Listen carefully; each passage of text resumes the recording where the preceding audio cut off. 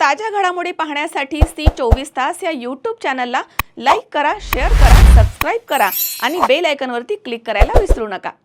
सिडको विभागीय कार्यालयामध्ये तब्बल 4 वर्षांनंतर आयोजित करण्यात आलेली प्रभाग सभा सोमवारी चांगलीच गाजली आहे। नागरिकांच्या मूलभूत प्रश्नांवरती चर्चा होण्याऐवजी नगरसेवकांमधील शाब्दिक वाद आणि शिवीगाळीमुळे सभागृहामधील वातावरण काही काळ तणावपूर्ण झालं होतं।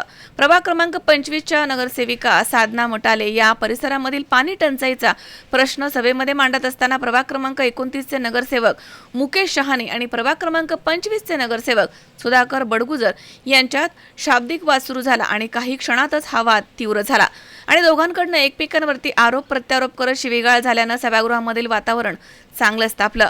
घटनेनंतर उपस्थित अधिकारी आणि इतर लोकप्रतिनिधींनी हस्तक्षेप करून परिस्थिती नियंत्रणामध्ये आणली आहे। त्यानंतर नगरसेवक मुकेश शहाणे आणि सुधाकर बडगुजर या दोघांनी देखील सभागृहाची दिलगिरी व्यक्त केली।